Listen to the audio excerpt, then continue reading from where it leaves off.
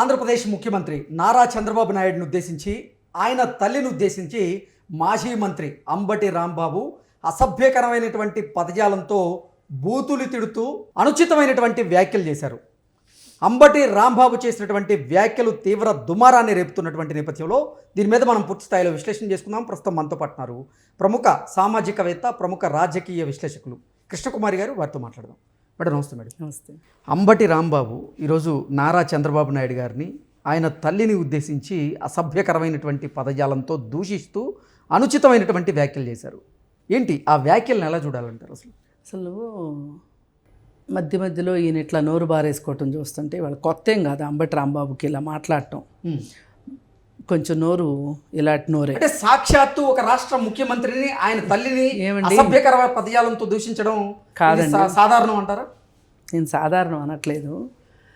అసలు మీరు ఎవరి దగ్గర నుంచి ఏం ఎక్స్పెక్ట్ చేస్తున్నారు?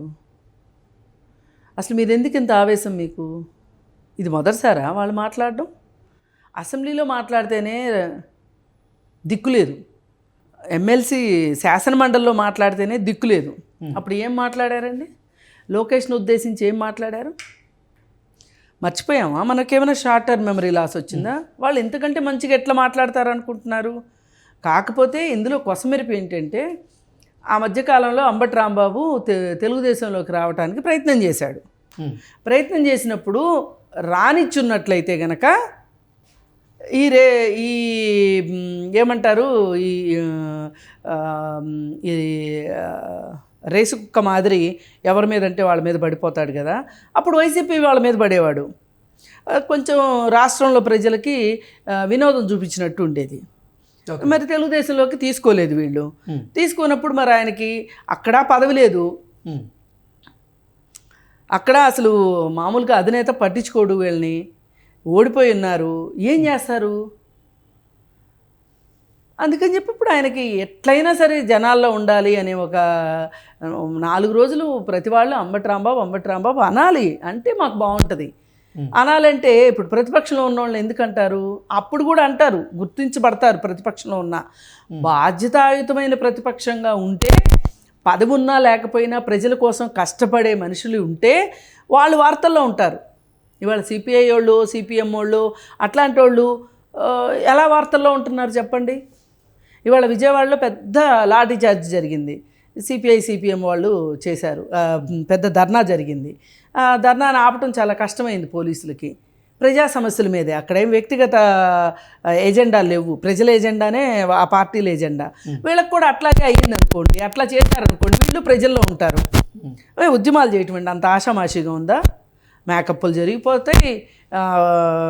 మాకెంతసేపు మా ఎక్స్ట్రా కరిక్యులర్ యాక్టివిటీస్ ఎన్ని ఉంటాయి చెప్పండి మా పార్టీకి. నిన్నగాక మొన్న ప్రజాప్రతినిధి, ఈ పార్టీ ఆ పార్టీ అని కాదు, ప్రజాప్రతినిధులు ఒళ్ళు దగ్గర పెట్టుకుని ఉంటున్నారా?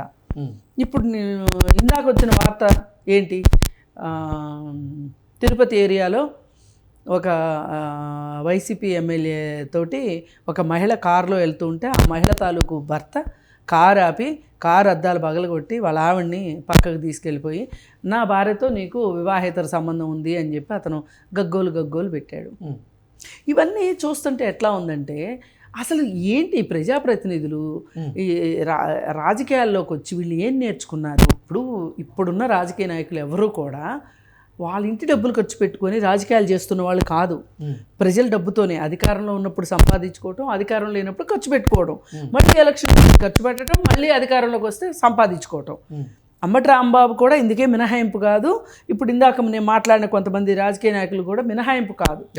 వీళ్ళు ఇలా చేస్తున్నారు. వీళ్ళకి ఇట్లా సాగుతుంది ఇక్కడ. అసలు ఎట్లా సాగుతుందండి ఇట్లా? అసలు ఆ నోరేంటి, ఆ మాటలేంటి? అసలు నేను ఒకటి అడుగుతున్నానండి, నాకు పార్టీలతో సంబంధం లేదు. ఆయన చంద్రబాబు నాయుడు గారిని తిట్టారా, ముఖ్యమంత్రిని తిట్టారా, ఎవరిని తిట్టారా అనేది కాదు ఇక్కడ నా ప్రశ్న. నేను ఒక సోషల్ యాక్టివిస్ట్గా మాట్లాడుతున్నా.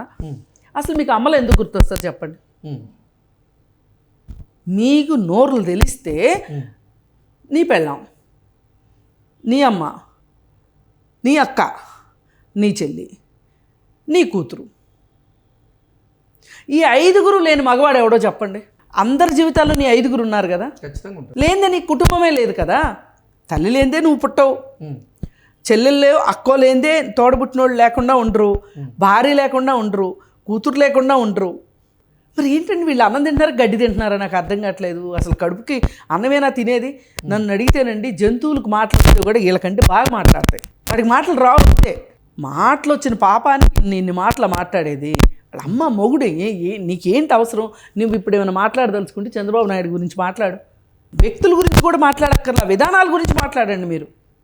సరే, ఆయన చేయలేకపోతున్నాడు. రాజకీయాలు ఏంటి అసలు నానాటికి భ్రష్టు పట్టిపోతున్నాయి. అసలు మాట్లాడు వ్యక్తిత్వ దూషణలు పక్కన పడేసి ఇప్పుడు అసలు కుటుంబ దూషణలు కూడా పెరిగిపోతుంది. అసలు కాదు, ఇది ఒక సపరేట్ జాతిలాగా తయారైంది, రాజకీయ జాతి.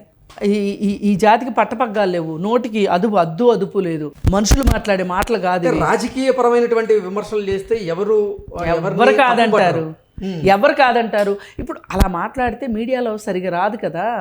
ఇప్పుడు వీళ్ళు వీరతాళ్ళు వేయించుకోవాలి వెళ్ళి, ఎక్కడ తాడేపల్లి ప్యాలెస్లో. చూసారా నేను ఎట్లా మాట్లాడాను? అంటే ఇటీవల కాలంలో వైకాపా అధినేత జగన్మోహన్ రెడ్డి అంబటి రాంబాబుకి వార్నింగ్ ఇచ్చారని, దానివల్ల అసలు అంబటి రాంబాబుని పార్టీ నుంచి సస్పెండ్ చేయబోతున్నారనేటువంటి వార్తలు వచ్చిన క్రమంలోనే ఆయన మనుగడ కోసమే ఇటువంటి వ్యాఖ్యలు చేశారంటారా? ఖచ్చితంగా. ఇవాళ వీళ్ళ అస్తిత్వమే దెబ్బతినే పరిస్థితి వచ్చింది. వీళ్ళని ఎవరు గుర్తించట్లేదు. ఉన్నప్పుడు సరిగా పనిచేసి చావలేదు. అప్పుడంటే పని చేసినా పని చేయకపోయినా సలహా పలకాలు వేయటానికైనా ఎమ్మెల్యే అంటే ప్రోటోకాల్ ప్రకారం వీళ్ళు ఉంటారు. అలా అన్న జనాల్లో ఉండేవాళ్ళు వీళ్ళు. ఇప్పుడు అది కూడా లేదు. ఇప్పుడు ఎట్లా నేను గుర్తించబడేది ఎట్లా? అందుకోసం అని చెప్పి ఈ విధంగా మాట్లాడి ఇప్పుడు ఇది రచ్చరచ్చ అవుతుంది.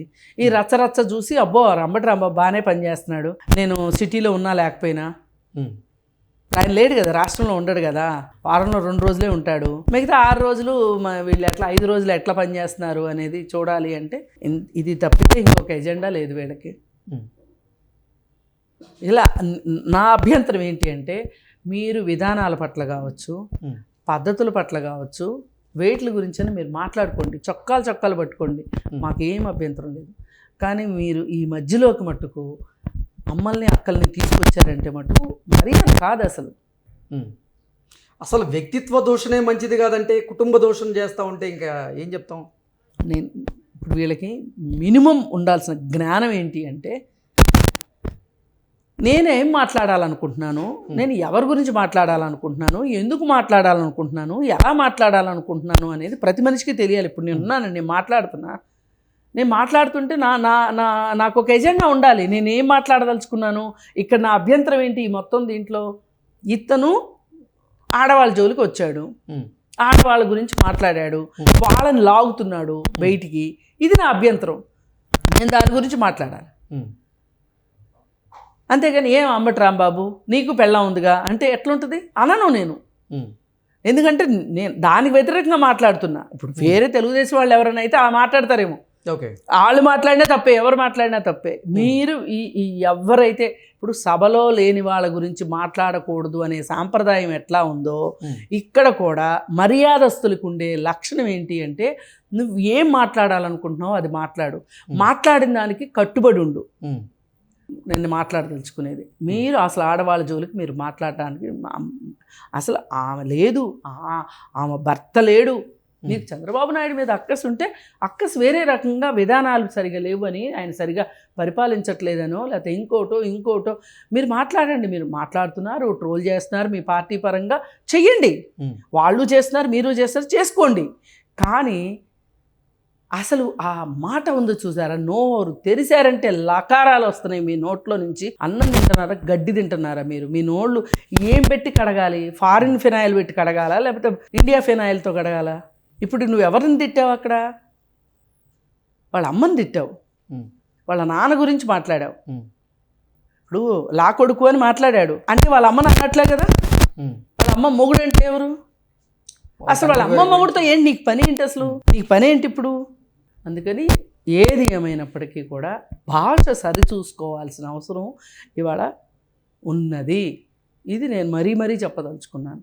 కాస్త ఆరోగ్యకరంగా, కాస్త మర్యాదగా మాట్లాడండి. రేపు ఎప్పుడన్నా పొరపాటున జంతువులకి మన బూతులు అర్థమైనా మాట్లాడడం వచ్చినా మనల్ని చాలా అసహ్యంగా చూస్తాయి. Okay madam, thank you.